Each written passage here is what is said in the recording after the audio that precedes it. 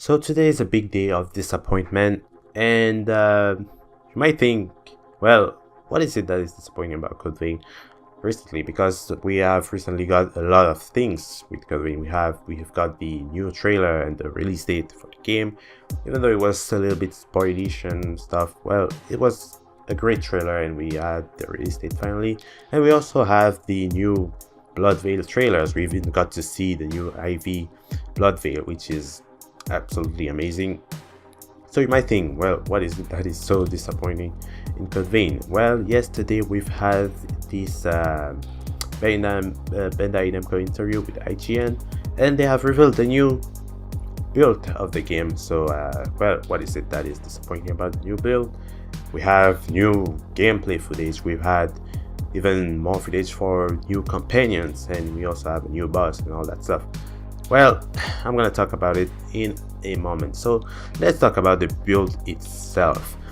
So in this build, like I say, we have new gameplay footage, we have new companions and all that stuff. By the way, this build is supposed to be playable at E3 for 15 minutes like the others, but what I find disappointing is the fact that it doesn't bring anything new in terms of polish. And what I mean by that is the fact that I was kind of a little bit expecting the enemy AI to get better, and it's absolutely not the case. I was also expecting more cleaner animation a little bit, and nope, it's still not there. And then you finally see the build and it's like, well, it's still locked at 30 FPS for some reasons. So I'm not sure what they have brought that is new about this build, except the fact that there are more stuff for the UI. The UI has some new effects and a little bit more information showing up on it, but that's it.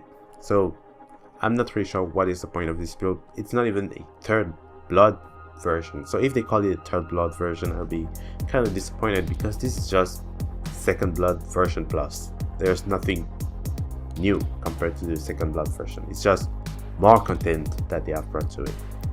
So the next thing is the enemies. Like I said, I was really expecting the enemies AI to get better a little bit at least, and nope, it's still not the case. They are still really bad, and the reason why I'm really disappointed in that, because I know I have been talking a lot about the enemies AI. I have been flaming it forever and ever, and people already know what I have to say about it, but I gotta say, I had changed my mind, not for the best.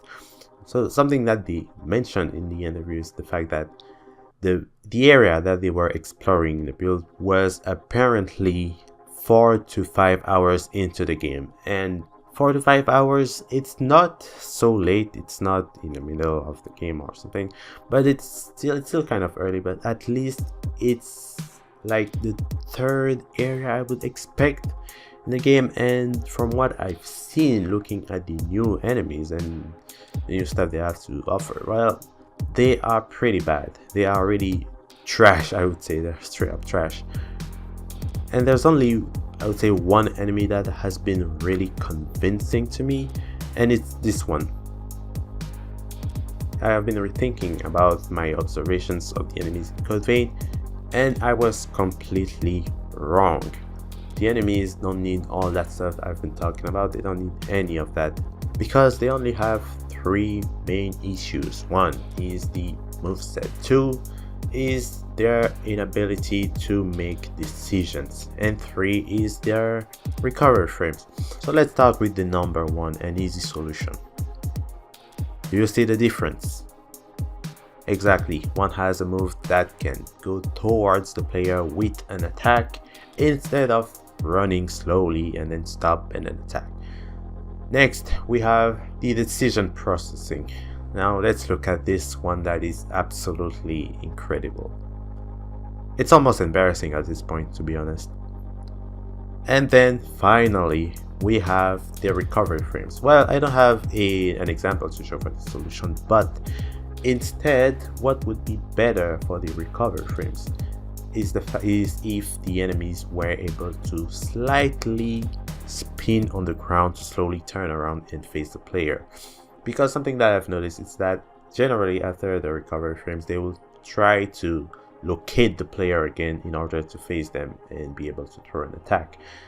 So making them spin on the ground wouldn't be a bad idea, in the sense that it will make them more active in the fight and make them take less time to react. So that's pretty much all that I have to say about the enemies this time. It's a lot shorter than all the other videos I've made.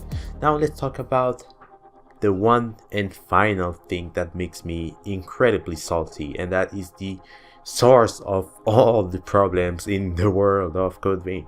So in this interview, they said something. They asked if the partner AI was optional. IGN directly asked them that, and the answer they have given is really unsatisfying. So they said that the AI partner, well, you could let it die in the fight or in something. I could let it fall somewhere, and then you will be able to play solo. That is the worst answer I've ever heard. Because, first of all, we have been told for the longest time by IGN, by Bandai Namco, by YouTubers, we have been told that the AI partner was optional and that we could even let it stay at the home base and then decide to go in the fields on our own. Not only that, they also had released a screenshot where you had the option to invite an AI partner to the party, and that would generally imply that you can also leave them there. So that was kind of confirmation at that time. But now it seems like we are no longer able to do that, and it seems like they are kind of rethinking about the game, rethinking about the option of leaving the AI behind or bringing them in the dungeon exploration and have them at all times. I'm not happy with this, and let me tell you that a lot of people are kind of disappointed with that as well. Probably not the majority, but quite some people are not happy with that, and I understand them. I am disappointed as well, and I don't understand why they would change that at this point, because everyone was happy with the AI partner being an option. In fact, a lot of people still don't know about Code Vein, and when they see the AI partner in trailers and stuff, they're like, oh, this looks easy. Is the AI partner always there with you and all that stuff? And the easiest answer to tell them so they could be okay with the game was to say, well, the AI partner is optional. And now what can we say? We can no longer say that because they have decided to say all that stuff during the interview. Now, is it a mistake that they had, like, was it a mistake from the guy from Bandai Namco to say that on the interview? I don't know. Was it a mistake? Was it not meant to be said?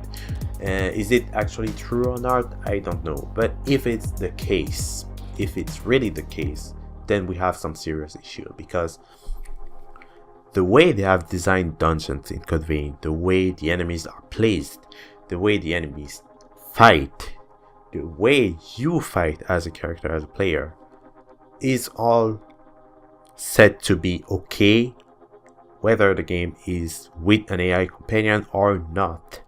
And now you see, well, they're saying that the AI companion is with you at all times. Yes, if you can kill the AI, I guess that's kind of okay, but the problem is that how easy is it to get the AI killed? How easy is it to just go ahead and let your AI die or fall in a pit? Because there's no issue with people using like little tricks here and there in games. In fact, in Dark Souls, generally a lot of people use all sorts of little tricks. Not that they cheat, but they are just little tricks that are not said, that are not literally said to the player, and that you can find on your own to achieve something or some stuff.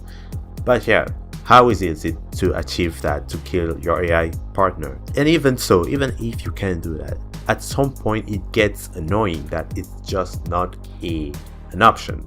Like, you will literally be like, okay, why not? Why is it not just an option? Why is it a problem for them to implement that option in the game? I do not understand that quite well myself. I don't know what is changing in their minds so that they are making the AI partner at all times Now, is it a problem that in a Souls-like game you have an AI partner at all times? I would say no if it's well done, and in Code Vein I would say it's well done. In terms of combat, the AI seems to do well, but the main problem in Code Vein is that the dungeons are narrow as hell. They are super narrow. Like, you walk around, your camera runs into a wall and all that stuff, and enemies are around. And not only that, you have your AI partner, like Yakumo in this case, which has a giant sword on his back that you can see at all times, and that gets in your face. You also have collision with your AI partner. Collision is the worst thing in games that needs momentum. For example, I play this game every day called Dauntless. It's not the greatest game, it is a free-to-play game, but it's pretty awesome as a free-to-play game. And it's this monster hunter like type of game where you need to it has that Dark Souls role in it. You need to roll to avoid things, you need to watch your hitbox to hit stuff and all that stuff. But you also have the collision, you have player collision, and that's probably the most annoying thing I have encountered in the game. I think every time I run into my teammates, I generally don't get tilted at little stuff, but that particular thing it's hell on earth. It's just, I cannot stand it, and a lot of people don't stand it either. So having collision in a narrow dungeon where you can fall, there even is this point in the video where the Yakumo pushes the player, which is inactive for some reason, looking at himself, I guess. But Yakumo kind of pushes him, and at some point I was like, hey, whoa, is it gonna push him in there, throw him off the cliff or something? But no, it pushes him in the other direction instead. But still, it's kind of worrying that your AI companion can push you out of the stage. It's still a possibility, and it's annoying if you have to move towards an enemy and then your AI partner gets in the way and all that stuff. And can you even believe that in God Eater, which is their own game, imagine that they have at least companions options. Like, you have companion commands. You can give different commands to your companions, such as search, which will cause them to scatter around the map and search for the target. And you also have things like converge, which will get them to regroup. In fact, you throw a flare and then they regroup to the point where the flare is. You also can tell them to wait at a certain position. If at least there was that option in Code Vein to tell your companion to wait, that would make solo gameplay possible and more accessible. It would make it better, in fact. So there's not even that, and that doesn't make sense. It's their own game. Speaking of God Eater, it's funny because the more I look at God Eater 3 and the more I'm like, okay, this looks 10 times better than Code Vein. In fact, can the animator in God Eater, like whoever is in charge of the animations in God Eater 3, can they just work also for Code Vein? Can they get that person or that staff for that game, because it needs help? So you have that, but I'm not done yet. You also have more problems, like the enemies. The enemies are not ready to fight two people. Okay, so let me explain what is wrong with having this AI partner. And in fact, let me explain definitely what is wrong with the enemies, with the player, with Code Vein in general. So when you look at Dark Souls, you play this knight or mage or sorcerer, whatever it is. You play this character that is just completely human, and that is very normal, and a very normal character. And you fight monsters that are out of this world. You fight dragons, you fight demons that have all sorts of powers, you fight giants and all that stuff. In Code Vein, what do you fight? Okay, the Revenant is completely overpowered compared to the Unkindle or the Hollow that you play in Dark Souls. Your character is on a whole other level. You can buff yourself, you have blood veils, you have powers, you have giant weapons, you have all kind of things compared to the characters in Dark Souls. And the enemies compared to the enemies in Code Vein compared to the enemies in Dark Souls are on a whole other level. Okay, they are bad. Dark Souls enemies are much stronger than Code Vein enemies, which doesn't make sense. It means that you are fighting enemies that are completely bad with a character that is overpowered. How does it work? I don't understand. This is supposed to be a Souls-like game. It is supposed to be difficult, and it is not anymore because you have this AI partner at all times with you. And even if you don't have the AI partner with you, it doesn't change the fact that the enemies in Code Vein are bad compared to the enemies in Dark Souls. And I don't mean it in the fact that they don't do crazy stuff. I just mean that they are not different from enemies in Dark Souls. In fact, they are less active in combat and they have less to offer. Meanwhile, the player character, the Revenant, has a lot of stuff compared to the player character in Dark Souls, which is the Unkindled. Doesn't make sense. Even worse, like the Lost are supposed to be Revenants, and Revenants have all kinds of power, they have all kinds of weapons, and enemies in Code Vein don't have that. And you are like, okay, and once again, this is 5 hours into the game and we don't get to see, like, I'm surprised we haven't seen yet an enemy that acts like a mage. They even have this build that they show, that they literally show it in the interview. They show it, and it's like you have 3 builds, I guess, that are available in the game. You have the caster, the assassin, and the fighter. And none of the enemies in Code Vein are based off those classes. I would say they are like they just exist like randomly. They just do random stuff. Like, I don't understand how they have designed enemies in Code Vein, but it doesn't make much sense to me.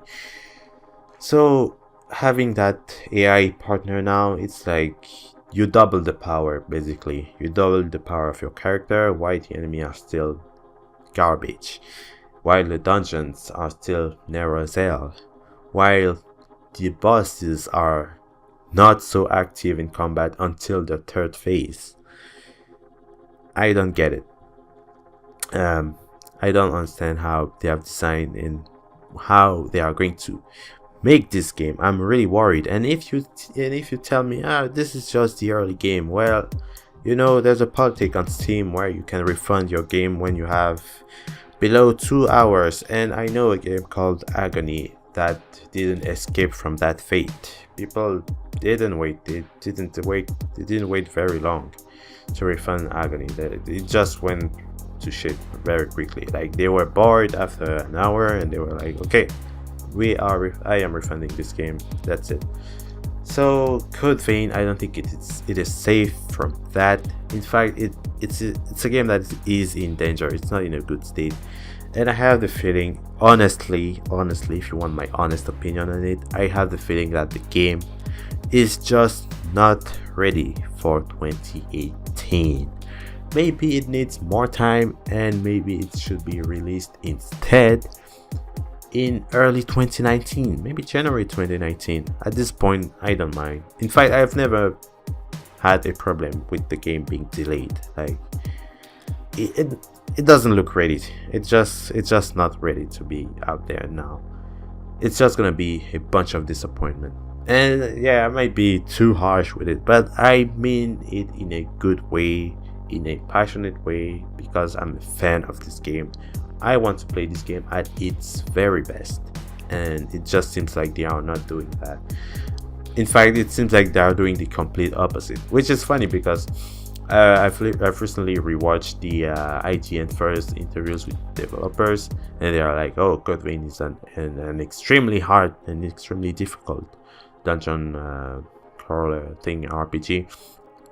It's no longer the case. It's just no longer the case, and this gives rights to people to say that, oh, this game looks like easy mode Dark Souls, because it literally is if the AI partner is there at all times. So I don't understand why they just wouldn't give us that option to disable it, because it doesn't make sense. It just doesn't make sense. Either you make the game ridiculously difficult, or you make it hard enough but possible so that people can play alone.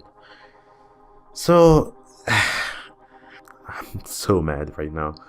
But anyways, this is all that I have to say for today. If you have something to add on, if you have something to say that you're not okay with what I said, you don't agree with me, I wasn't clear enough maybe, or stuff like that, please feel free to tell me that in the comment section. But I'm telling you, this game is not coming out well with what was said in that interview. So thank you all so much for watching. I'll see you all next time.